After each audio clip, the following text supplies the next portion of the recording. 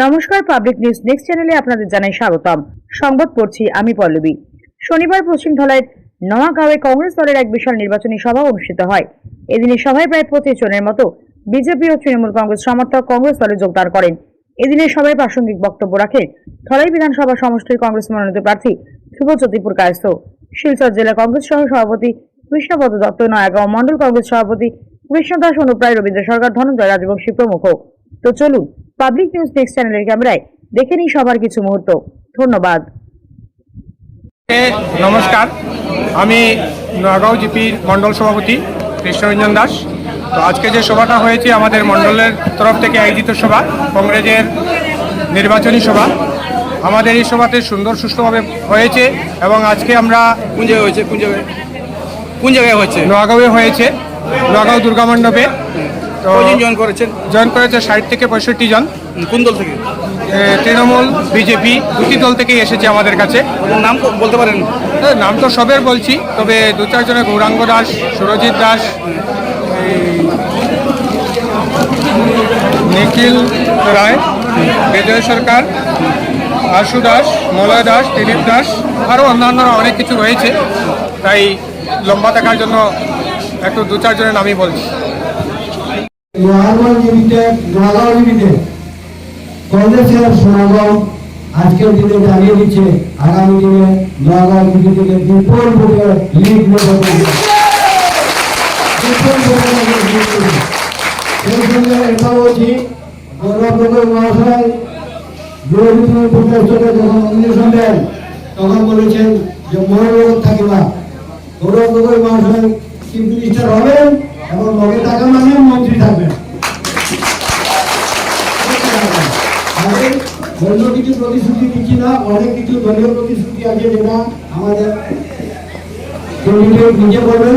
তার উত্তর শুনে আমার বক্তব্য দীর্ঘ করছি না। আমি এখান থেকে দাঁড়িয়েছিলাম এবং আপনাদের আশীর্বাদে সামান্য ভোটে আমি হেরেছি। যেদিন থেকে হেরেছি সেই দিন থেকে আমি এরিয়াতে আমি চষে বেড়াচ্ছি, প্রত্যেক মানুষের সুখে দুঃখে আমি আছি এবং সবাই বাড়িতে আমি যাচ্ছি। তাই আমার খুব একটা অসুবিধা হচ্ছে না, এর জন্য আমি কাভার করে নিতে পারছি।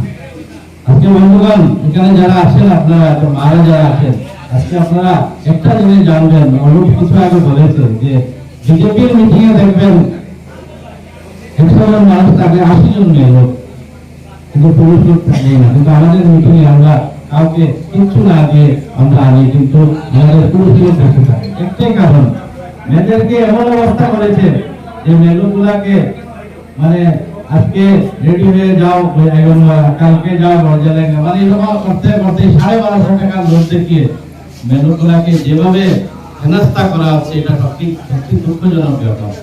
আজকে আপনারা মেয়েলোক যারা, আপনারা আমাদের ঘরের লক্ষ্মী। আমরা জেনারেলি মেয়েলোকদেরকে ঘরে থাকি, লক্ষ্মীকে আমরা কোথায় বসাই? লক্ষ্মীকে ঘরের ঠাকুরের আসনে বসাই। তাই আমাদের সরকার আসলে আমাদের 5টা প্রতিশ্রুতি দিয়েছে, যেটা প্রতিশ্রুতি না গ্যারেন্টি। বারবার বলছে যে আমাদের সরকার গ্যারেন্টি হবে, 5টা গ্যারেন্টি। আজকে যারা আপনারা 1250 টাকা করে পান, এটা আমাদের সরকার আসলে এটা আপনারা 5000 টাকা করে পাবেন। 5000 টাকা। এই 5000 টাকার জন্য আপনার রাস্তা দৌড়াতে হবে না, আপনাদের বাড়ির অ্যাকাউন্টে টাকা ঢুকবে।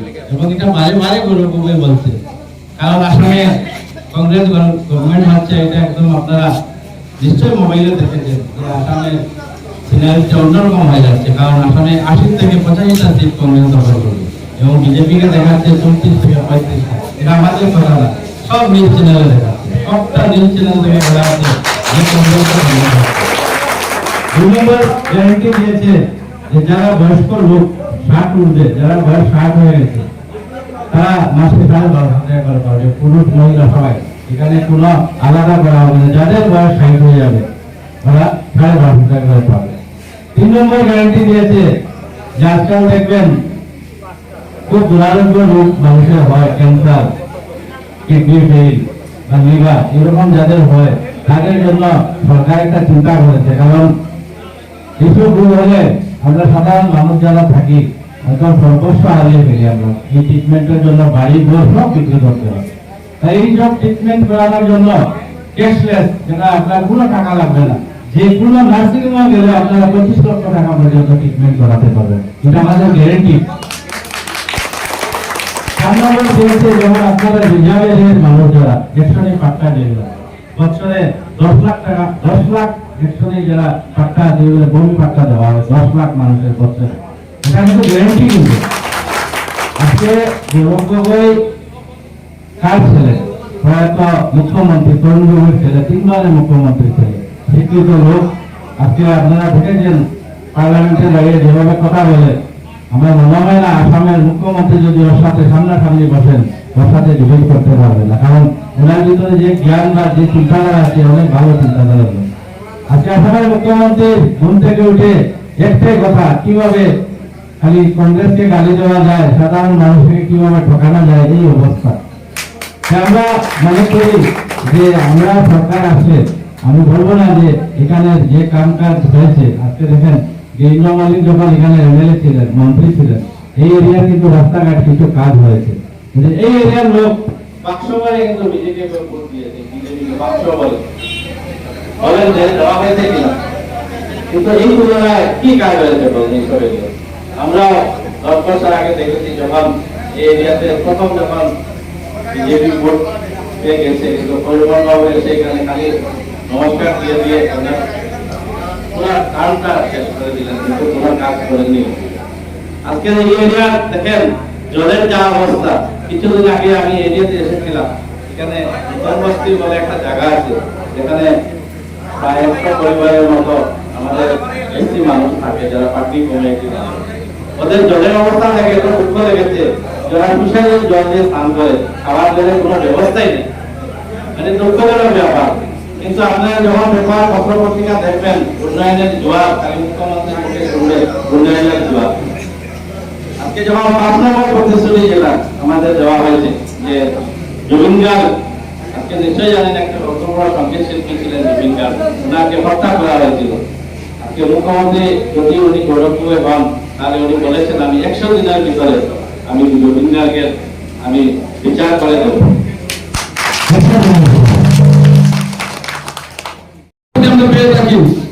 কিন্তু আগামী 9 তারিখ যে নির্বাচন হবে, সেই নির্বাচনটা আমাদের কাছে অত্যন্ত গুরুত্বপূর্ণ, কারণ এই নির্বাচনে আমরা আগামী 5 বছর আমাদের যে সুশাসন, আমাদের যে মৌলিক অধিকার আছে, আমাদের চাওয়া পাওয়া এবং আমাদের যেগুলো সুখ শান্তি, এবং আগামী 5 বছর আমরা কিভাবে সেটাকে পালন করতে পারবো, সেটার উপর এই একদিন যে 9 তারিখ, সেই দিনটা আমাদের কাছে অত্যন্ত গুরুত্বপূর্ণ। ওই দিনে আমরা 5 বছরের জন্য আমাদের সরকার কে হবে সেটা আমরা নির্ধারণ করি। তো এই যার ধরুন এই নির্বাচন আমাদের কাছে অত্যন্ত গুরুত্বপূর্ণ একটা নির্বাচন। আপনারা জানেন সমস্ত ভারতবর্ষ এক সময় কংগ্রেসের শাসনে ছিল, কারণ ভারতীয় জাতীয় কংগ্রেস আমাদের স্বাধীনতা থেকে শুরু করে প্রত্যেক ধরনের যত অধিকার আছে, সাংবিধানিক যেগুলা মৌলিক অধিকার আমাদের প্রাপ্য আছে, সেই অধিকারগুলা ভারতীয় জাতীয় কংগ্রেস আমাদের মধ্যে দিয়েছিল। কিন্তু কোন একটা সময় পরিবর্তনের জোয়ারে, পরিবর্তনের হাওয়ায় আমরা সাধারণ মানুষ যারা আছি, আমরা ভেবে নিয়েছিলাম যে এখানে পরিবর্তনের প্রয়োজন আছে, তার ফলস্বরূপ বিজেপিকে আমরা সরকারে পাঠিয়েছিলাম। আপনারা যারা আছেন, সাধারণ মানুষ যারা আছি, আমরা আপনারা বিজেপি সরকার আসার পরে সেই সিলিন্ডারের দাম হয়েছে 1100 টাকা। আমাদের মধ্যে পরিবর্তন করেছেন, কি পরিবর্তন করেছেন? যখন কংগ্রেসের সরকার ছিল তখন তেলের লিটার ছিল 60 টাকা, আজকের দিনে সেই তেলের লিটার হয়েছে 220 টাকা। আমাদের মধ্যে পরিবর্তন করেছেন, আমরা বাড়িতে যে ইলেকট্রিক বিল আসে, যে কারেন্ট জ্বালাই, সেই ইলেকট্রিক বিল যখন প্রতি মাসে আমাদের বাড়িতে 200 থেকে 300 টাকা আসতো কংগ্রেসের আমলে, আজকের সরকার আসার পরে প্রতি সপ্তাহে আমরা 5 থেকে 700 টাকা বিল ভর্তি দিতে হয়, নতুবা আমাদের লাইন কেটে দেয়। ওনারা পরিবর্তন করেছে, পরিবর্তন এটাই করেছে, আমাদের যেগুলো শিক্ষা প্রতিষ্ঠান আছে, যে শিক্ষা প্রতিষ্ঠানে আগে শিক্ষক এবং ছাত্রের মধ্যে একটা সামঞ্জস্যতা ছিল, শিক্ষক যদি সেই স্কুলে 100 জন ছাত্র হয়, তাহলে 4 জন 5 জন শিক্ষক ছিল।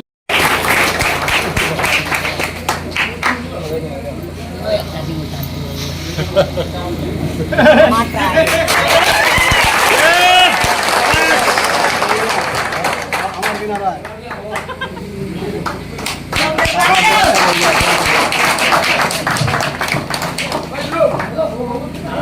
দাদা এই যে কি বলছিলেন এখানে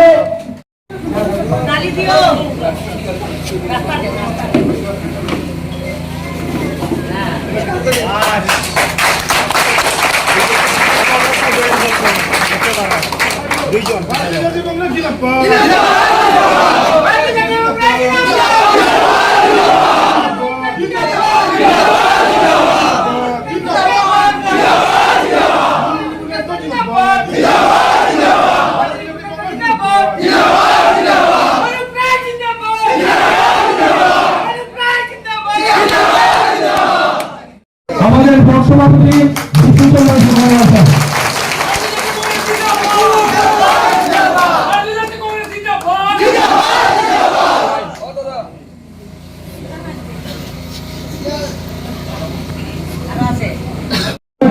শ্যামদাস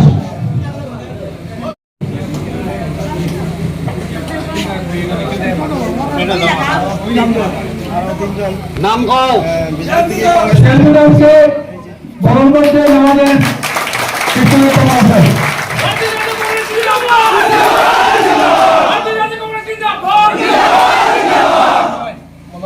মলাদাসকে বরণ করতেন আমাদের বর্তমান প্রার্থী বিশ্বপ্রকাশ মহাশয়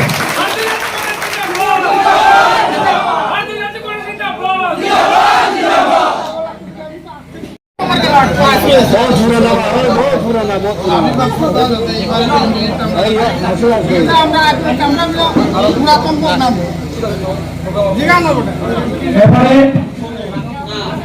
নিখিল রায় সামনে সামনে আমরা যাচ্ছি নিখিল রায়কে বরণ করতেন আমাদের বর্তমান ক্যান্ডিডেট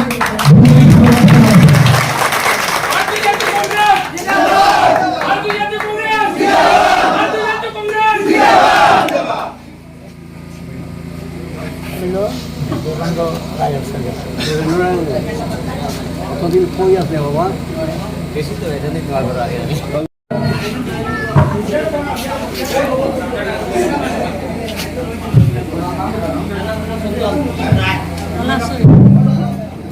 আমি চন্দন রায়কে সামনে আসার জন্য অনুরোধ করছি।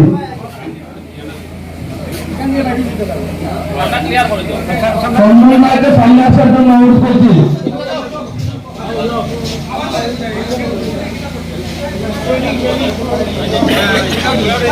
আজকে চন্দন রায়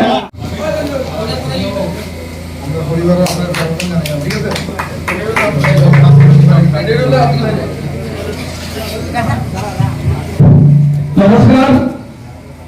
আজকে ভারতীয় জাতীয় কংগ্রেস আয়োজিত এই নির্বাচন উপস্থিত কাছাড় জেলা কংগ্রেসের সম্মানিত সম্পাদক ধনঞ্জয় রাজবংশ মহাশয় আজকের সভায় উপস্থিত।